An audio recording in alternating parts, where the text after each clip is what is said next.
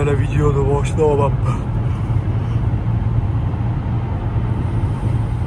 videoga yarmi davom ketyapman. To'g'ri tushunasizlar.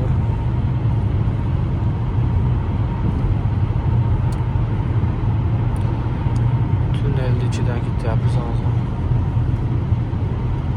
Bu yerda tunnelni ichlarida videoga olsa bo'laverar ekan, hech kim gapirmaydi ekan. Telefonni olib qo'ymaydi ekan hech kim.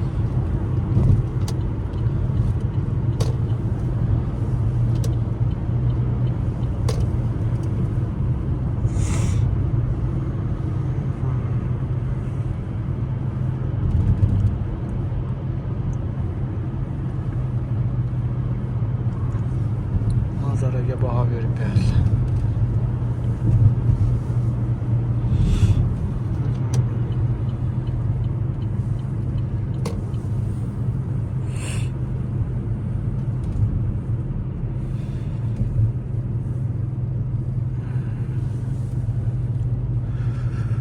Yo'ldan chiqib olishimiz kerak ekan. Pulli yo'l bu. O'zbekistondagilarning qalbini yaralab qo'yaman. Yo'llar tekis. Bu yerda mashina yurmaydi, suzadi mashinalar. Hozir bu yerdan to'lab chiqib olaylik, pulini davom ettiramiz videoni. Pulni to'lab oldik. Manzaraga 5 baho.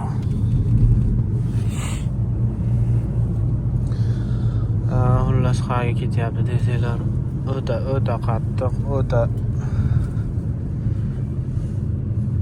shok. Ana xolos qayerda bu degan joyga ketyapmiz. Coffee shopda uchiga chiqqaniga ketyapmiz.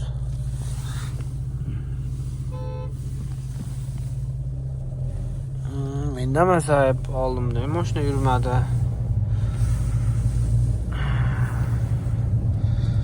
Video olmagan bo'lganimda o'zim bilardim.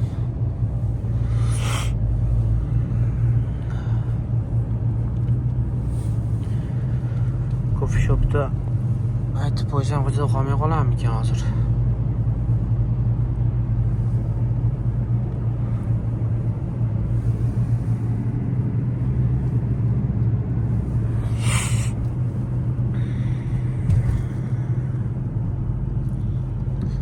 Menimcha ajunma bo'lsa kerak mashinada.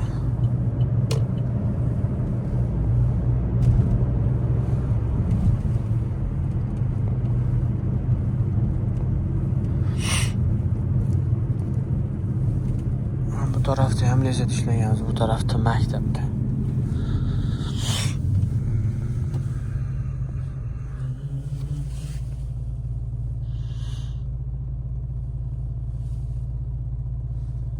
Yana bitta ma'lumot aytib ketaman. Mashinalar to'xtaganda men hozir to'g'ri to'xtab qoldim. O'zi odatda zigzag bo'lib to'xtaydi. Mana bitta mashina bu yerda to'xtasa, bittasi oldinroqda.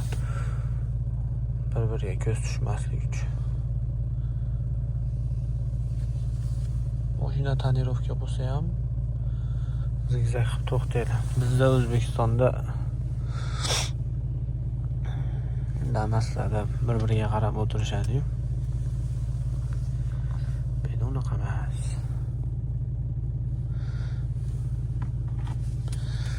Zigzag bo'lib to'xtaydi. Ketdik. Hozirgi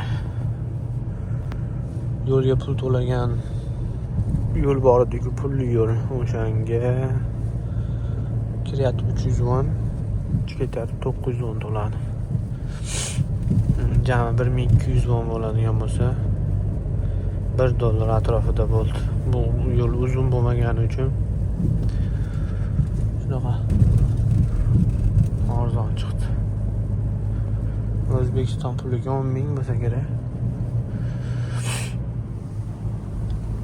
Manzilgacha